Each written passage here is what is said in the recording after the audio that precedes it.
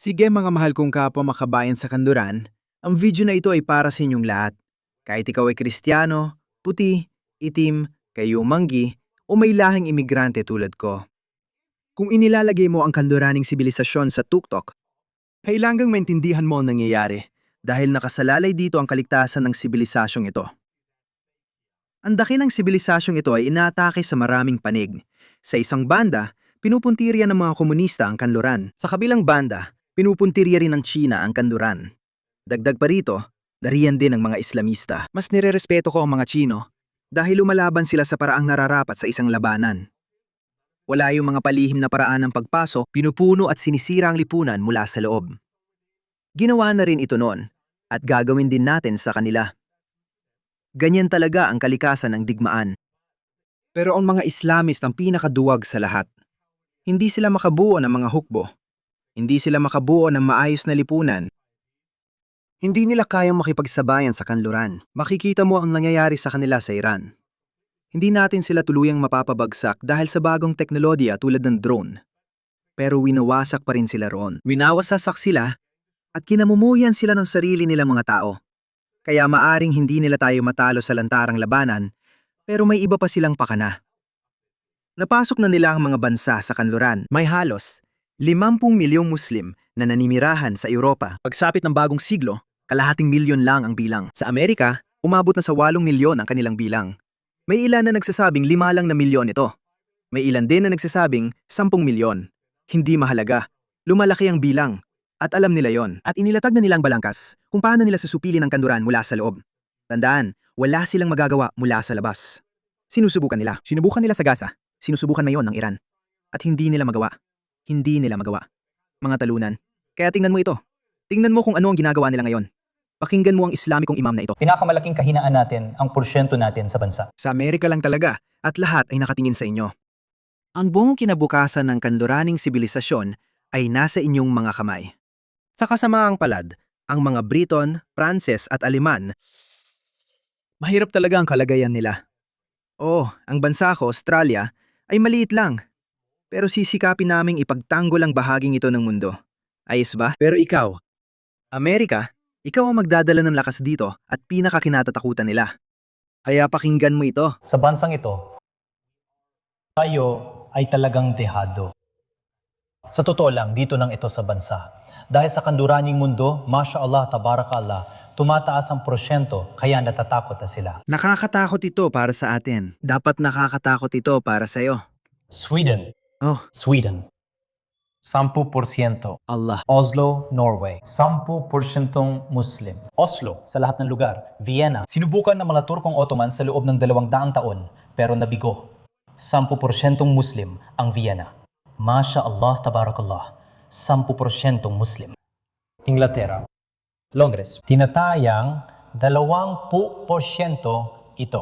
Nasa Australia ko, 1 taon at kalahati na ang nakalipas. Australia. Sydney. Sydney. May mga distrito doon na kasing laki ng kalahati ng Austin na 60% Muslim. Oh. Alam nila ang kanilang lakas at kahinaan. May malinaw silang plano, determinado at motivated sila. At pinapatakbo ng idilihi ang dapat nating kamuhian. Diretso na tayo. Alam mo na, dapat ko itong kamuhian. May personal akong interes. Nasa panganib ang kaligtasan ko. Tugma ang mga interes ko sa mga interes ng kanluraning sibilisasyon. Ganon talaga ang tao. Alam mo, kung sakaling sakupin ng mga Muslim ang Australia, tapos na ako. Patay, pugot ang ulo. Sige. Kaya nga laban sa interes ko na magkaroon ng matibay na pwesto ang Islam dito sa bansa. Laban din yon sa interes mo. Maliban na lang kung gusto mong magpalago ng balbas at magbukang Taliban. O gusto mong isuot ng mga anak mong babae ang burka at nikab. O gusto mong ang dakilang sibilisasyon natin na magdadala sana sa atin sa Mars ay masira. Kaya ito ang plano nila. Sinabi na nila sa atin. Dapat tayong nasa loob ng Kongreso. Dapat tayong nasa newsroom. Kailangan natin nasa silid-aralan. Kailangan natin mapasama sa mga libro. Kailangan natin naroon sa korte at sa opinyon ng publiko para magawa iyon. Katulad ni na Ilhan Omar, Rashida Tlaib at isang lalaking tampok sa episode na ito. At sa media tulad ni Mehdi Hasan. Ano ba mga pare? Ano ba? Lantad na lahat yan. Hanggang kailan tayo matutulog? Kailangan nating mapasama sa mga libro. Kailangan din tayong mapasama sa korte at opinyon ng publiko. Di na ako pumapasok sa opinyon ng publiko para sabihin sa inyo na huwag kayong magpaloko sa mga payasong ito. Hindi sila mga payaso sa totoo lang. Seryosong mga tao sila, mga kaibigan. Napakaseryoso nilang mga puwersa. Alam nilang ginagawa nila. Alam nila kung anong gusto nila. Ito ang dahilan kung bakit kailangan mong mag-ingat sa taong ito. Ang pangalan niya ay Abdul Saleh. Nanalo si Abdul Al-Sayed sa Michigan Democratic Senate Primary. Mga demokratiko. Oo, ang mga demokratiko. Kapag naisulat ang kasaysayan ng panahong ito, humupa ang lahat. Nanalo tayo sa digmaan at napreserba ang kanluraning sibilisasyon. Isusulat ng mga hinaharap na historyador na ang Democratic Party ng US ay nagbenta ng mga prinsipyo nito bilang grupo ng mga traidor. Sila talaga yon. Ayos ba? Tinalikuran na nila ang mga prinsipyo ng liberalismo. Inalikuran na nila ang mga prinsipyo ng sekularismo. Ibinenta na nila ang sarili nila sa Islam para sa sarili nilang pansariling interes. Sa totoo lang, hindi dahil mahal nila ang mga pagpapahalaga ng Islam. May iba pa silang mga interes na ang layunin ay gibahin ang sibilisasyon ng kanluran at bumuo ng bago mula sa simula. I-restart ang lahat. Yan ang gusto nila. Gusto nila ng anarkiya. Gusto nila ng rebolusyong komunista at sosyalista para gumawa ng sosyalistang utopiya na laging ipinapangako ng mga sosyalista at komunista. Pagkatapos, haharapin nila ang Islam. Pero hindi na tayo maghihintay kung ano mangyayari. Sige. Dahil, sa tingin ko, ang mga Islamista ang mananalo. Sa tingin ko, papatayin nila ang mga komunistang sosyalistang iyon. Pero gaya ng sabi ko, hindi na ako maghihintay na mangyari yon. Sige, kailangan natin itong pigilan ngayon. Ito ang unang at posibleng huling labanan. Sa totoo lang, digmaan ito. Makinig ka kay Kuya. Mga mahal kong konserbatibong Amerikano, alam kong watak-watak at hati-hati ang kanan dahil meron tayong bagong woke right. Yan. Dahil sa galit nila sa Israel at mga Hudyo, nakipagsabwatan sila sa mga ito. Pero nagkakawatak-watak na rin ang alyansang yan. Bumuo sila ng alyansa kasamang mga taong ito. Tingnan mo ang nangyari kay Ma'am Dani. May mga liberal na Hudyo ring galit sa Israel at Zionistang kilusan. Kaya napapaniwala sila ng mga tangga. Tingnan mo sila. Tingnan mo ang sinasabi niya. Ito mismo ang ipinangako ni Ma'am Dani. Sabi niya, mahal ko ang mga Hudyo. Mahal ko ang Judaismo. Galit lang ako sa Zionismo. Naku naman, niloko ka na dati. Malpapaloko ka pa ulit? Pakinggan mo ang Islamista na ito. Isa siyang ganap na Islamista at jihadista. At ang Israel ay hindi pareho ng Judaismo at ng mga Hudyo. Mahal ko ang Judaismo at mahal ko ang mga Hudyo. Hindi niya mahal. Hindi niya ginagawa. Sinasabi sa Quran na hindi pwedeng maging magkaibigan ang mga Hudyo at Kristiyano. At alam niya yon. Siya ay kalahating hafiz sa Quran. Ibig sabihin, kabisado niya ang buong Quran. Isa itong pampulitikang naratibo na siyang pinakamabisa na marahil ay pinaka-optimal na paraan para ipagpatuloy ang kanilang kilusan. Kasi kung anong sasabihin niya, galit ako sa mga Hudyo. Kung sasabihin mo yon, anong mangyayari sa'yo? Hindi ka mananalo sa eleksyon dahil maraming tao ang magsasabi, anong ginagawa mo? Hayaan mong hanapin ko ang pinakamahinang punto mo. Hayaan mong maghasik ako ng gulo sa mga Hudyo na parang galit kami sa mga Zionista dahil hindi namin kayang suportahan ang Zionismo. Dahil kailangan mamuno ang mga Muslim sa Filistin. Magdulo tayo ng pagkakabaha-bahagi sa kanila. Mabebenta yan at gumana na dati. Kaya bakit papapalitan ng estratehiya? Pinararanalan ko ang Judaismo at pinararanalan ko ang mga Hudyo. Sumusuporta ako sa Judaismo at sumusuporta ako sa mga Hudyo. Hindi. Hindi ganun. Hindi niya ginagawa. Bago mamatay ang kanyang propeta, isinumpa niya ang mga Hudyo at Kristiyano. Hindi ba't dapat mo siyang tularan? At saka, sinabi ko ito dahil isa itong tahasang kasinungalingan. Ang taong ito ay, muli, para kay Ma'am Dani, iniisip na iba na hindi siya relihiyoso o baka kulang ang kaalaman niya. Hindi ko yun kinukwestiyon. Kaya nga sabi ko, baka nagpapanggap siyang komunista at sinusubukang isama ang Islamiko niyang paniniwala sa komunismo. Isa siyang Islamist na nagpapanggap na komunista para lokohin ang kaliwa, kahit alin doon. Islamist ang taong ito, hafiz Quran siya at katutubong nagsasalita ng Arabe. Alam niya ang nakasulat sa Quran. Alam niya ang 1,400 taon ng tradisyon mula sa pananaw ng gitnang silangan na mas mahigpit na batay sa galit sa mga Hudyo. Hudyo, hindi mga Zionista, ang mga Hudyo. Mga Hudyo. Alam niya ito pero nagsisinungaling siya, parang si Mahdi Hassan. At ang nag-iisa, ang pinakamapang-anib na sinubukan nilang ipaniwala sa atin na maaari nilang palawakin ang definisyon ng anti-Semitismo para isama ang isang banyagang gobyerno at mga lider nito. Kalokohan yan! Hindi! Hindi!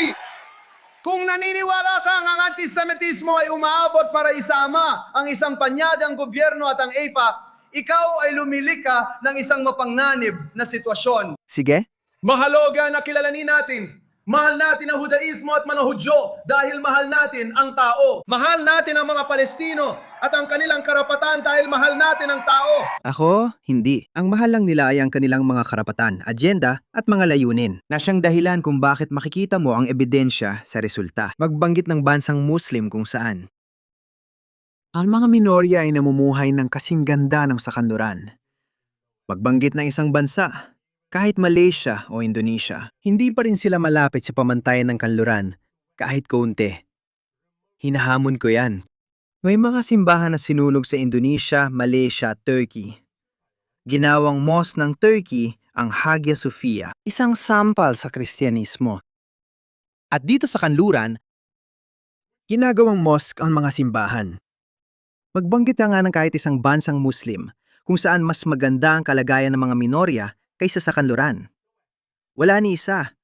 Taya naman lahat ng ito. Lahat ng pagpapakitang tao at mataas na pananalita ay kalokohan. Galit sila sa mga Hudyo.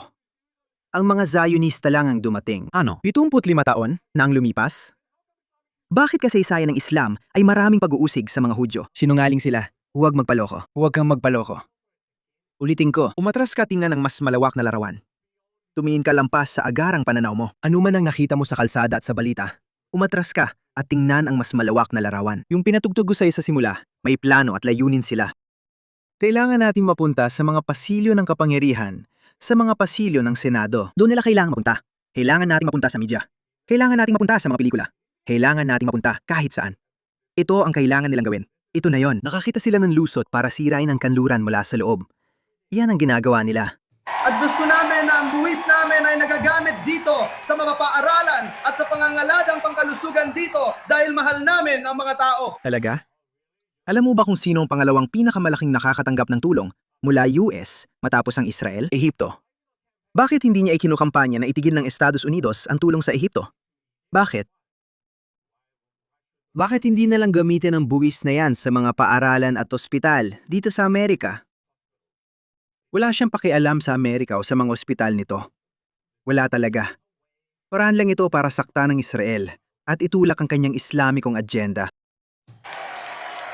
Hindi mo pwedeng sabihin nagtatapos ang karapatang pantao sa hangganan. O sabihin gusto mong mag-invest sa mga anak natin kung ang pera natin ay ginagamit sa ibang bansa para pumatay ng anak ng iba. Hindi mo pwedeng sabihin yan. Oh, hindi. Ganyan talagang takbo ng mga sibilisasyon. Ang mga superpower ay nagpapanatili ng kaayusan ng mundo na pabor sa kanluran at Amerika. Hindi mo rin masisisi ang Amerika sa pagprotekta ng sariling interes. At kapag may sarili kang mga interes, nagkakaroon ka ng mga kaalyado dahil sa magkakaparehong pinapahalagahan at interes. Kaya nasa interes ng Amerika na hindi mapuksa ng mga barbaro ang Israel. Kaya nagbibigay ng pera ang Amerika sa Israel. Interes iyon ng Amerika. Kung namamatay ang mga anak ninyo, dapat nating alamin kung bakit nangyayari ito. Baka may mahalagang detalye kang hindi napapansin dito. Kayo ang nagsimula ng digmaan. Ang mga tao ninyong nagsimula ng digmaan at natalo kayo. Alam mo ba kung ano? Kapag gumawa ka ng maling desisyon sa militar, hindi ka pwedeng magpakabiktima kapag dumating na ang parusa ng iyong mga ginawa. Ang nangyayari ngayon sa Gaza ay bunga ng mga aksyon ninyo. Ng inyong desisyon. Hindi pa ako tapos. Alam mo kung paano siya sumusuporta sa mga Hudyo gamit ang lumang paraan, gaya ng sabi ko, kung hindi sira, huwag ayusin. Pero ipapakita ko ang tunay na mukha ng Islam at mga Muslim. Tingnan ninyo ito. Si Dr. Rahmi Aladwan ay isang kilalang Palestinian na aktivista at Muslim na doktor sa Britanya na nasuspinde ang lisensya dahil sa kanyang pagiging laban sa mga Hudyo. Kahit ang mga woke na kaliwa sa pamahalaan ng Britanya ay nagsabing kalma lang, babae. Kaya dapat tumigil na ang mga Muslim sa pagdedeklara ng pagmamahal o ugnayan sa Judaismo. Nakakahiya at mali yun. Totoo yan mga kaibigan. Totoo. Alam niya yon. Alam niya yon. At sinasabi mo sa akin na itong lalaki na anak ng isang operatiba ng Muslim Brotherhood ay hindi alam ito. Nakabisadong kabisado ang Quran. Hindi niya alam ito? Alam niya ito. Mas may karapatan tayo kay Propeta Moises. Oo, ibang bersyon nila kay Moises sa bersyon ninyo. May ilang bahaging inangkin pero hindi mahalagang detalye. Iginagalang namin ang totoong Torah, pero mali ang Torah ninyo. Alam mo, kalapastanganan yan, hindi ba? Pag may sinabi kami sa Quran nyo, agad nagwawala ang mga tao. Nagwawalas.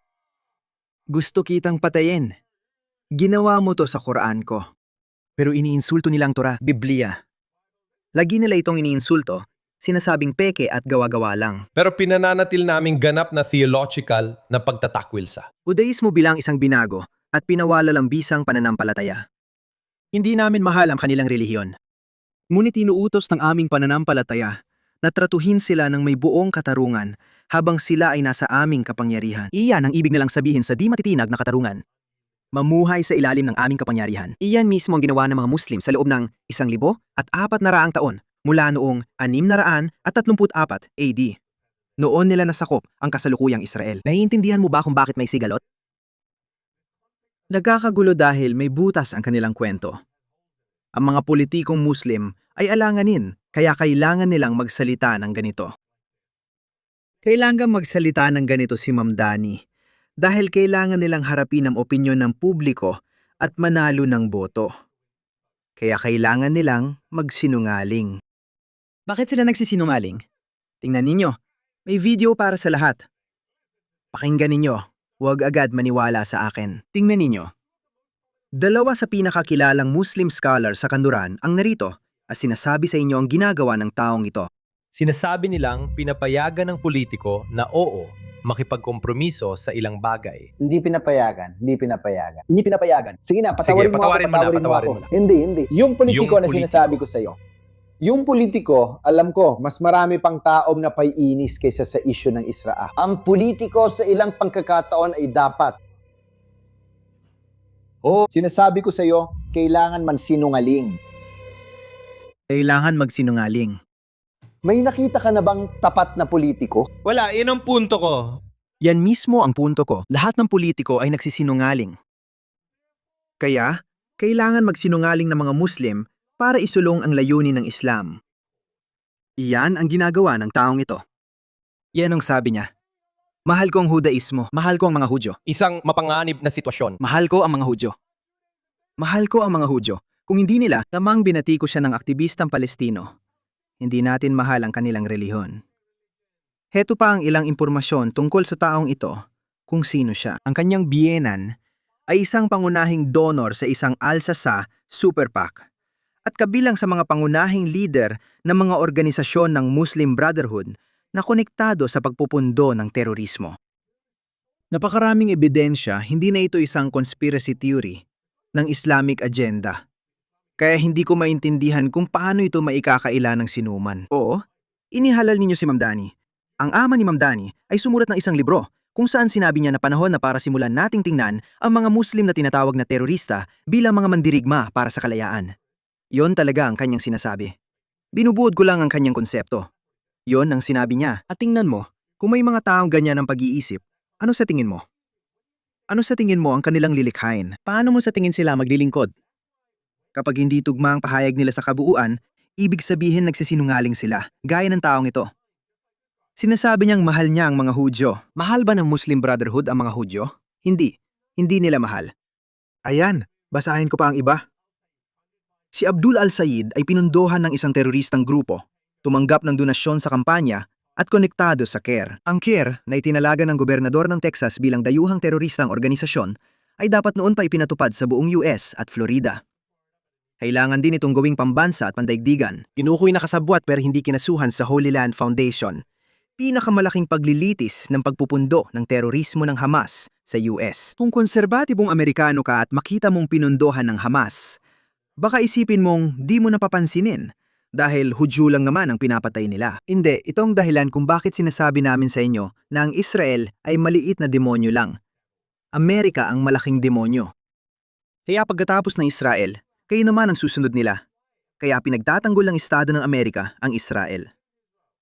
Parang hangganan natin yon sa direksyong yon. May malalalim na makasaysayang ugnayan ito sa Muslim Brotherhood Network at sa network ng Hamas.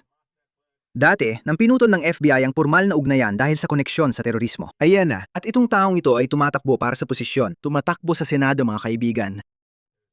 Walang dahilan para maging kampante. Paparating na ang Islam. Lumarating ito ng napakabilis. Lahat ng mangyayari ay sa panahon ng ating buhay. Nasa bawat isa sa atin ang desisyon. Tulad ng sinabi ko sa simula ng video, kung ilalagay mo ang iyong sibilisasyon at bansa sa itaas, maliban na lang kung taliwas ka dito, halimbawa, merong kilusan sa mga Aprikano-Amerikano na nagsasabing hindi nila ito gusto. Pero ang karamihan na nakita ko, anumang mga issue na meron sila, nais pa rin nilang umiral sa ilalim ng Amerika. Amerika gaya ng pagkakakilala natin dito. Sa tingin nila, pwede pa itong mapabuti. Ayos lang yan, pero gusto nila na palitan ko ito ng Islam. Hindi pa rin naayos ng Islam ang issue ng pagkaalipin. Hindi pa nila ito naresolba. Lahat ng bansang Muslim sa gitnang silangan ay nagbawal ng pagkaalipin dahil pinilit sila ng kanduran. Ang Saudi Arabia ay may pagkaalipin pa hanggang 1,968. Ang Mauritania ay may pagkaalipin pa hanggang 2,005. Kung ang Islam ang maging pangunahing puwersa sa mundo, makikita mong babalik ang pagkaalipin. At ngayon, hindi lang Aprikano, kundi lahat ay madadamay. Sa totoo lang, milyon-milyong silangang Europeo ang inalipin ng mga Ottoman. Napilitan lang ang mga Ottoman na itigil ang pagkaalipin dahil sa mga Briton. Dahil dito, ang Grand Mufti ng Hejaz na nasa kasalukuyang Saudi Arabia, ang pinakabanal na lugar sa Islam. Kahit na di na ito mahalaga sa politika, importante pa rin ito sa relihiyon. Nanatili itong mahalaga sa nakalipas na 1,400 taon. Dahil kailangan pa ring pumunta ng mga Muslim sa Mecca para sa taunang pilgrimage, kung saan umiikot sila sa batong yon. At pagkatapos ay sinasabi nila na hindi sila sumasamba. Wala silang sinasambang mga Diyos-Diyosan. Kaya ang Grand Mufti ng Hejaz ay naglabas ng fatwa para ipapatay ang sultan dahil sumuko na ang sultan. Kaya sinabi ng sultan, alam mo ba? Sige, alam mo ba? Hindi natin kayang itigil. Magpapatuloy ang pagkaalipin sa rehiyon ng Hejaz, Yemen, UAE at sa kaharian ng Saudi Arabia. At nanatili ito roon hanggang 1,968. Sabi ng mga Briton, alam mo. Sige, ayos lang. Sinubukan ninyo. At ang mga Muslim na sumusugod sa kanluran, hindi sila ang mga taga-Indonesia. Hindi sila ang mga taga-Malaysia. Sila ang pinakamasasama, ang mga taga-Hilagang Afrika at mga taga-gitnang silangan. Sobrang radikal nila na kahit ang mga bansa sa gitnang silangan ay ayaw silang tanggapin sa kanilang mga bansa. Kaya kapag sinabi nila sa'yo, Malaysia, Indonesia, ayos lang sila. Yung mga Muslim doon hindi naman sinusubukang sakupin ang kanluran. Mga taga-Hilagang Afrika at gitnang silangan ang gumagawa nun. Yung Wahhabi, sila yung pinakamatindi at sila ang nagtatangkang manakop. Sa tingin mo, anong Islam ang dadalhin nila? Kaya hindi lang ito tungkol sa panalo ng Islam. Baka may konting pag-asa pa tayo. Baka may ilang Indonesian o Malaysian na tinatawag na lipstick Muslims na mamumuno sa atin. Hindi. Ang mga tulad ng ISIS at Taliban ang talagang sumusubok na sakupin. Kaya magising kayo.